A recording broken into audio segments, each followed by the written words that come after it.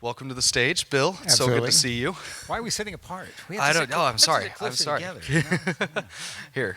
Uh, I'm very excited that you were able to join us today. So, I'd love to begin just, if you wouldn't mind. You have a very long and storied career of bringing people together from across gaps, across especially political gaps, from Democrats and Republicans, liberals and conservatives. Can you tell us how that kind of came to be your career? Because I'm sure a lot of people are very curious how you do it.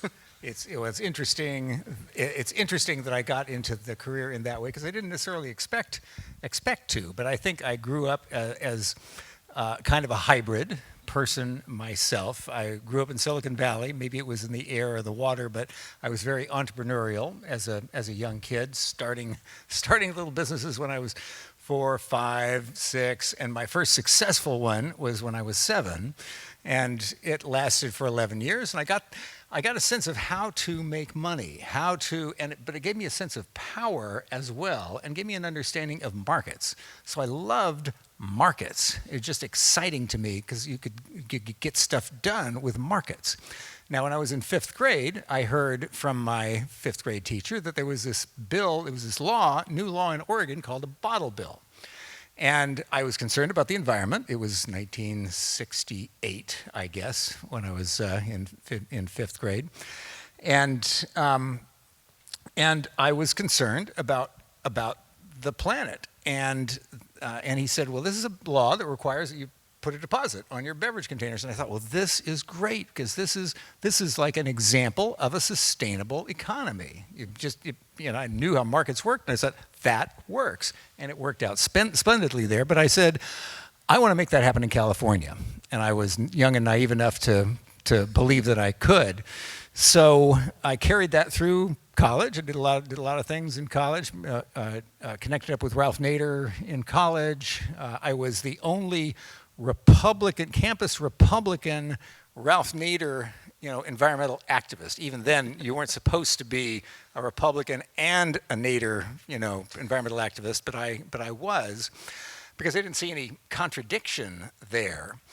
And I worked with a group, put a bottle bill on the California ballot, which is a big deal, and it's 500,000 signatures you have to get to do it. But we got them together, put it on the ballot, and we were so exhausted and so spent out of money at that point. We didn't have much money left to actually campaign for it. And so we were beaten easily by the beverage industry at that point. They put the money up against us. But I expected us to lose because, hey, they have a lot of money, and I figured this is going to take some time, and so I was the only one fresh enough after the campaign to keep going. So we started the campaign again. Long story short, or not short enough apparently, but we went to the state legislature to pass a bottle bill. But meanwhile, I went to my enemies. I started meeting with the heads of Coca-Cola and Pepsi and Anheuser-Busch and Coors Brewing Company and the retail chains. And they were shocked because they had gotten all the memos about what a demon I was, because, anti-corporate, anti-capitalist I must have been. And I wasn't that way at all. I wanted to find out why they opposed and what we could do to maybe make it better for them so they wouldn't want to oppose us. Bill Coors got to be a good friend. He said, let's work something out, but I can't do it publicly. He couldn't be out in public, but he and I sat down, wrote a law that would be much less expensive for the state, and we got it passed. Republicans and Democrats, the industry groups, labor groups, and so on. And afterwards, I was absolutely traumatized by it because I was attacked so much and so personally for, engaging my enemies and getting this law passed. And it was quite a shock to me. I thought, well, didn't we win? We won. We got this law passed. I said, no, Coors evil. These companies, they're all evil. It must be a trick. It's going to collapse. Never going to work. Well, that taught me that you need to be clear on your objectives and clear that you're doing the right thing. And you will find that you can bring the right people together to make things happen. But you cannot depend on your tribe of true believers to stick with you on that, you have to build a tribe of people who want to get things done, and that's what I've done ever since, bringing people together. Which is so wonderful to hear. And I'm just so shocked that since you did that so many years ago, that the attack, it's just stopped. It's just done. No one gets attacked these days. Isn't that I nice? know. Well, people have discovered how important it is to work with your enemy, and so we just don't Oh do yeah, that. it's don't do it's that so good to anymore, talk so. about this history if something never happens. But conservation is such a big a big part of your work that you do with Solution Citizen. So first, could you tell us a little bit about Solution Citizen, and then tell us how conservation works into what you do? Well, you said, all your life you brought these people together, and I suddenly discovered a few years ago, okay, well, that's what my life is. I've started all these different groups that bring people together and help to grow them and so on. So Solution Citizen is my small entity to connect up the various groups that I've had a part of and the various groups that are partners of ours in order to advance two things: a healthy environment and a healthy democracy. So we want to advance a healthy environment with a more circular economy. In 2 days, we're going to launch a new affinity group called Circle America. I hope all of you will sign up to that, circleamerica.us. But be here in 2 days, and we will be launching it, and in this very room, actually, talking about how to deliver a circular economy. But the democracy side is just as important, because we cannot protect the environment unless we have a healthy democracy. And so the other part of Circle America is that in order to protect the environment, we're going to bring together the political left, the political right, activist groups, corporations, Greenpeace, Exxon, diametrically opposed forces who are complementary opposites of one another. And we're going to focus on the amazing things that each one of them can do. They're going to be at odds in some areas, but for a circular economy, we actually can bring them together on all fronts. And so I'm very excited about that, and that's what Solution Citizen exists to do. We should be very proud of that. And now I know where I'm going to be on Wednesday, for sure, is back in this room. So, with you being so talented at bringing people together and conservation being a part of it, how have you been able to leverage conservation to bring people together across the political spectrum? That, you don't know what you're talented at until you're actually out there and you face adversity, and then you come forward with skills and abilities that you had no idea were inside you. And so over time, I've moved from being inside myself to watching myself and saying, well, this is something apparently that I've been blessed with, and so I'm going to continue to do this. Now, I learned about the uniting capacity of conservation in the rainforest. One of the initiatives that I followed up was when the Mitsubishi companies were at political war with Greenpeace, Rainforest Action Network, and so on. They were being attacked as a rainforest destroyer.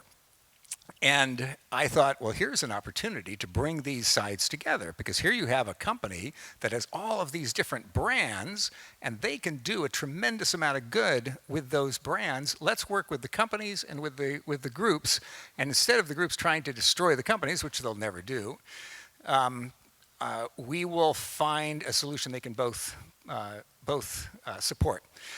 And so studied the rainforest, learned about how the rainforest operates, learned how we could use the brand power of Mitsubishi to make the first global commitments to sustainable timber harvesting. They said, we are only going to buy products that are sustainably harvested. At that point, there were no certification systems for that. There was no clear accepted methodology for that, but they made the commitments in partnership with Rainforest Action Network. So we turned the adversaries into partners, and they worked together. And those two companies started the market demand for sustainably harvested timber. 400 other companies then followed suit. They'd established the marketplace. Now the companies could purchase sustainably harvested timber. And then you had certification systems that were established, and the whole industry came forward. So that was very exciting to me, because you get a few people together and you can change a global marketplace. Just a few people can do that. But what I discovered in the rainforest was that the rainforest is more than something for us to save. The rainforest gives us the formula to save us. And in the rainforest, a complex adaptive system, Rainforests are remarkable. Emmy talked about mangroves. Mangroves are what they call our species. They are fast-growing, fast-spreading species. And what they do is, at the edge of an area of water and land, on the verge, they will grow. They will create a net that will attract soil and build the land. And they are very consumptive of energy and of water. They are, they're industrial. they're mass manufacturing of themselves. But they create an ecosystem that then starves themselves. They so effectively create a new area of land that there's not enough water, not enough energy to support them. But what they've done in the meantime is they have created these niches for thousands of other species, and those species then take over. I think we are very much in that same situation as a human species right now. We are at the tail end of an industrial growth period, and we are growing ourselves to death. But in the meantime, if we are smart enough, we will realize that we've created this tapestry within which now we can create small local ecosystems and thrive. And so I carry that forward, and that's part of a circular economy, is an economy that is not just big and industrial, extractive and destructive. It is an economy that grows the way nature does, continuously through greater and greater diversity and complexity, allowing more and more of our capabilities, the capabilities of life, to emerge from underlying nature, and that's what's exciting to me. Absolutely, and I think that's a really beautiful sentiment to see examples in nature and be able to replicate them in our own lives, in our own professions. And I think it's fun that you brought up timber as an example. I was speaking with a friend in Washington, D.C. recently who works with some timber companies in Montana, and he said, we're up against anti-logging companies or activists all the time, Yeah. but he said, but we actually are able to reduce fire risk because we go through and take out the oldest trees that are about to fall. They're about to become lightning pillars. They're about to start wildfires. He said, but we're up against, and we know that that's better for nature, better for the environment, but we're up against environmentalists more than anybody. Yeah. And but that's such an opportunity to unite and bring people together that they're finally working on it in a local place. I mean, local resilience. Yeah, because they're learning the systems that nature engages in to protect the forest over the long term. In California, I mean, we have known for a couple of generations that we were taking the wrong approach in California, that we were building up too much, mass of firewood, essentially, in the forest, and we were going to set off fires. We've known it for at least 3 generations that I know that we've been talking about it, but we didn't do anything about it because, I understand it, people don't want any trees to be taken down, and so they'll overprotect. But they're taking an industrial view. They're saying, well, we need more trees. We need all the big trees, and we need to keep it exactly as it is right now. Every ecosystem needs to evolve and adapt. That's the only way it survives and thrives. So we need to get people who are good foresters, who can consciously bring ecological principles into their work so that we can trust them. So that then we can let go of that and say, yes, please manage our forests using nature to manage them. Don't try to manage them ourselves. We won't be able to. We can't deal with that much complexity. But we can say, here are the principles in nature that work to sustain us and ecosystems for millennia, and Absolutely. we can start using those. And I mean, as we talk about that, do you think that conservation is becoming a unifying thing in the United States, or do you think it's being continually divisive? Thankfully, it is still a unifying force. I mean, even President Trump in his first term signed, what was it called, the Wilderness Conservation Act. Yes. And so Republicans can still do that, and Democrats can still support it. So that's a fortunate thing. Now, we are in a culture now where we have a political and media business model that is built on dividing us, and that's how they profit. They identify an issue, they partisanize the issue, and then a counterforce emerges that's on the other side, and then they fan the flames of that. So I'm not saying that conservation will remain a bipartisan issue, but it is right now. And it's really up to everyone in this room to make sure that it continues to be. It has that potential, and we need it to be. It can be our salvation. A big topic today that I've been very thankful we've covered has been how individualism still is very central to how we do things in the United States, and individual action and conservation and policy. Yeah. It's not going away anytime soon. And No. so, like you said, being able to bring a few individuals together to make a global change, it's still quite possible, and it's up to us to be the good conservationists. So Absolutely. Yeah. I must ask you, with this being so much of your life, what does it mean to you, like emotionally, personally, to be able to unite people over something as beautiful as nature and be able to conserve it together?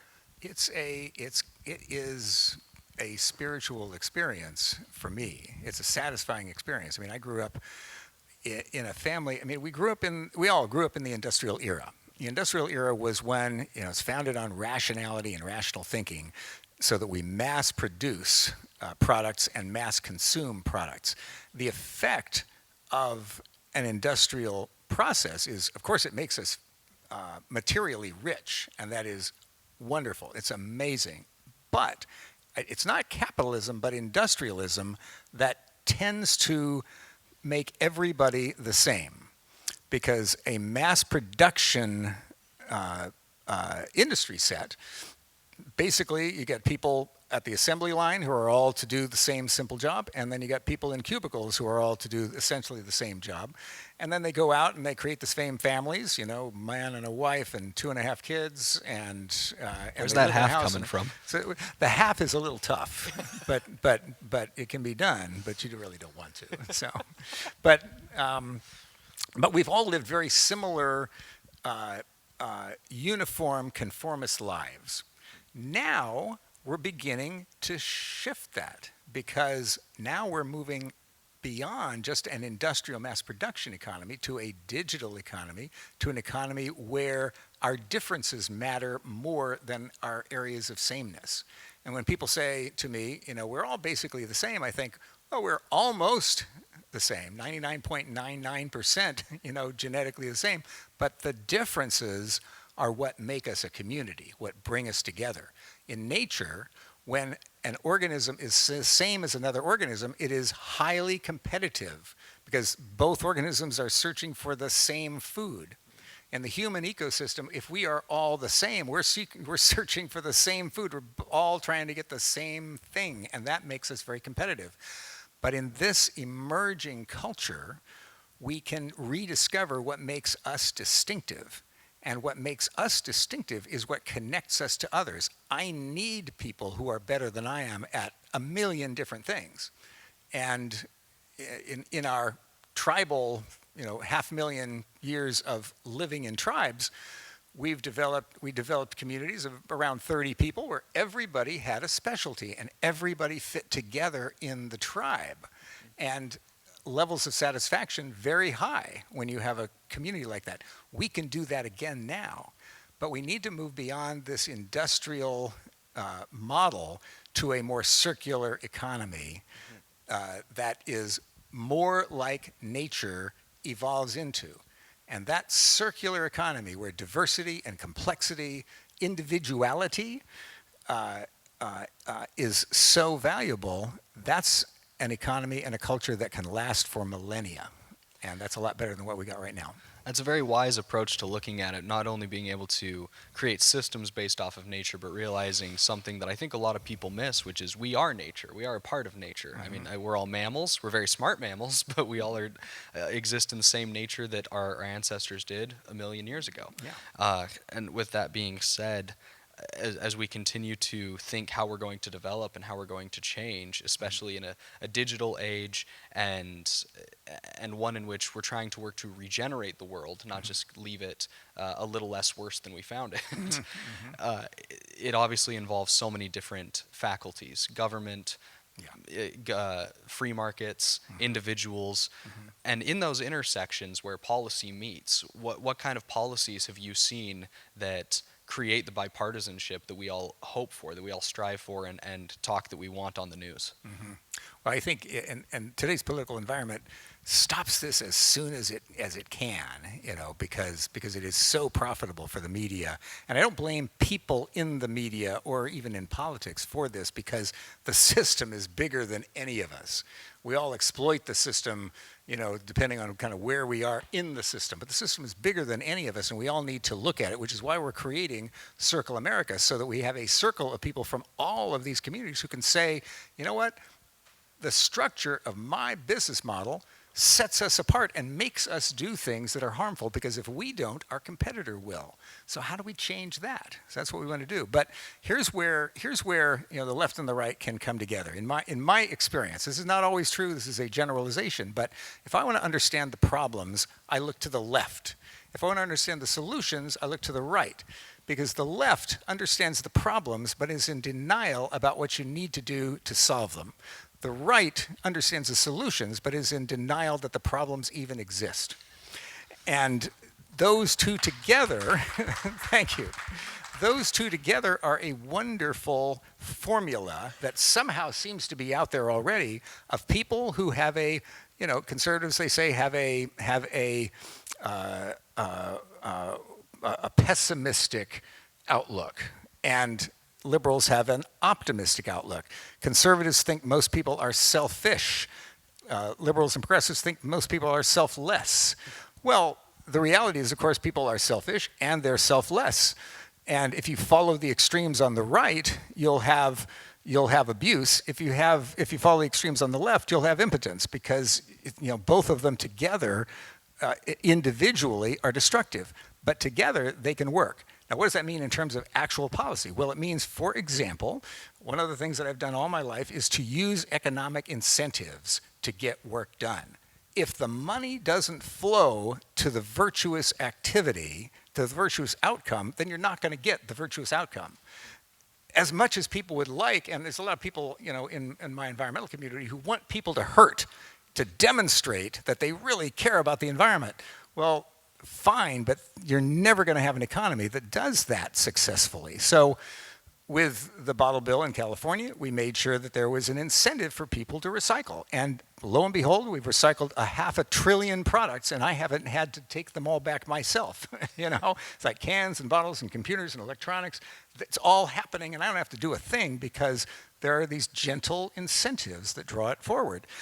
Saving forests, it's been you use consumers to impress upon retail and consumer brands that it's important to a few consumers that they have sustainably, gathered timber and so on, and then they will do it because their brand is enhanced, their market is enhanced, and then they put it out to their suppliers, and their supply chain comes forward, and the whole, it's not that we've saved the forests, but we now have 40 or 50 different certification systems for sustainable timber, all because of that dynamic. We can do that in this country across the board. I was speaking to a Republican group the other day, making the case that we can tax less and get more if we shift our taxes to pollution and waste. Because when we tax prosperity the way that we do today, we tax income, we tax jobs, we tax profits, we tax wealth, and so on, we get a little less of that stuff, and people don't like to pay taxes.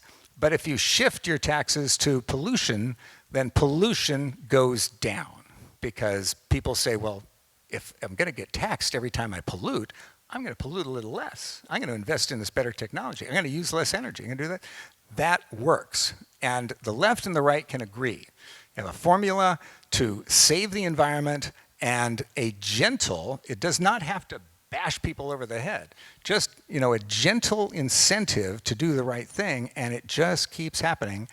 It reduces costs, it reduces taxes. So I want a comprehensive system where we are eliminating, to the extent that we can, taxes on prosperity and fees on prosperity, and shifting them to pollution, waste, consumption, speculation, all the things that we can agree caused more destruction than the true creation of value. And that can bring the left and the right together. That was absolutely brilliant, and it also reminded me of one of my favorite movie quotes from a movie on the basis of sex about Ruth Bader Ginsburg. It mentions that how a nation taxes its citizens is a direct reflection of its values. Hmm. So I 1000% agree that if we could shift where our values lie, ergo our taxation lies, then a lot more people would probably be more willing to involve themselves with the initiatives that government cares about, and be able to take advantage of so many more of them. Yeah, And yeah.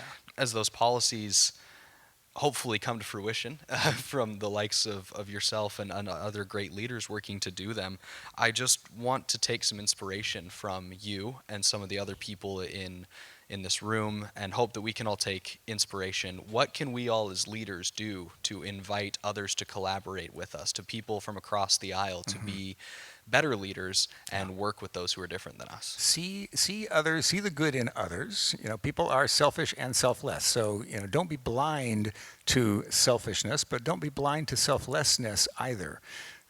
Anybody that you are stereotyping, realize that no one on the planet lives down to the stereotype of any group that they are a part of, because it's impossible. It's far too simple, a way to be. You can't be there. So nobody matches their stereotype. We still do stereotypes. It's very convenient. You can't live without them to some degree, but never attribute it to a person. Always talk to your supposed adversary. And sometimes they will turn out to be adversaries, but sometimes they will turn out to be the answer to your question. They will have the answer that you need. Try to adjust your language so that you're not using language that means something completely different to them. Understand that we are all apportioned off into these media silos where words like diversity, inclusion, sustainability mean entirely different things. And so understand that when somebody is attacking something that is a principle that you love, they're not actually attacking what you love. They're attacking the definition that they have been given for that. So so understand that language. Try to adjust your language so you're using the language of the people that you're speaking to, but don't stop at the language, because I see this happen a lot with, with Democrats and environmentalists who are trying to talk to Republicans, and they say, well, we know about Republicans. They only care about profit. So we're going to talk to them about how much money you can make by being, by switching to clean energy. And I think, well, that is demeaning, because you have a whole group of people here who have conservative values. They are conservative because they believe they are the protectors. They are protecting what they have, they're protecting their families, they're protecting their communities, and so on. And so it's not just about maximizing profit, it's about protecting the people that they love. And progressives, they are the liberators. They're the ones, they feel like, humanity is good and it just has to get the oppressor out. And if we can eliminate the oppressor, then, all these people will be good. That's a good impulse to have as well, but neither one is exactly right. Together, however, they make a wonderful combination. So look for your better half. Don't imagine that they are the same as you. Look for how they're different. And that difference will turn out to be something that you need and that they have in abundance.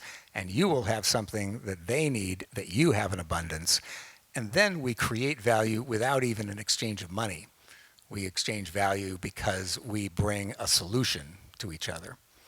That's wonderful. I mean, my grandpa used to always tell me, he's a farmer from Idaho, used to always say, the money will take care of itself, but to be able to work with other people is what really matters. I think, And one of the things we learned from nature is that, nature is not just a storehouse of minerals you can extract like you'd extract your money from an ATM machine. Nature is a system of creation that unleashes the possible through the interplay of all of these different parts, through biology and chemistry and so on. It is creating value from what we regard as nothing. It's creating value from relationship, from the relationship among things. And that's what we can do too. We can create money by having relationships with each other. We can create wealth by doing that. Yes, we're going to consume things. Of course, we're always going to consume things. But nature thrives by keeping synergy always ahead of entropy, by always creating a little more than its systems are consuming. And we can do that too, and we can thrive for a very long time and be our role within nature instead of pretending that we can dominate and control nature. Theodore Roosevelt constantly tried to encourage people to be the best version of themselves. He believed people could always grow. There was always more potential. And it seems that you're someone who agrees in the same capacity that there's no limit to what humans can achieve except for what we decide. And so when it comes to crossing boundaries, to crossing political gaps, inviting people and creating that circular economy, that there's no limit. Would you agree? I think there are limits that we don't understand, but I think what's possible is underlying us, and we don't know what's going to emerge when you put this person and this person together. Something's going to emerge that we didn't predict. Now, can we do absolutely anything? Maybe we can, but there is an underlying capacity that every combination makes possible to emerge. And so I feel like we are part of a vast chemistry experiment, a self-driven experiment in biology and chemistry where our capacities emerge over time and we discover what is possible, and it's far beyond anything that we can imagine, and we are far beyond anything that we can imagine. So I'm just here to enjoy and appreciate it, and the more I can kind of put people together in combinations where they do things I could not have imagined, the more satisfying it is to me. I'm so glad to hear that you enjoy it so much. I mean, if you can never work a day in your life, is that right? Well, there are some days when it really feels like it's a lot of work, and I would love to be a preschool teacher. But then I look at what they do, and I realize that's a lot harder. My wife and I talk about that. My wife is a therapist, and we'll come back from different days at work, and she'll tell me these horrendous stories. And she goes, "What about you?" And I have so many calls. So many calls. It's a much different day. But thank you so much for being able to join. Before we leave, I want to ask a question. I mean, when it comes to conservation, bridging gaps, and how you view it and how you think of it in our political world these days, what is one word that comes to your mind when you think about the future? Integration. It's bring together the pieces to create new wholes. And that's what creates communities, and that's what unleashes potential.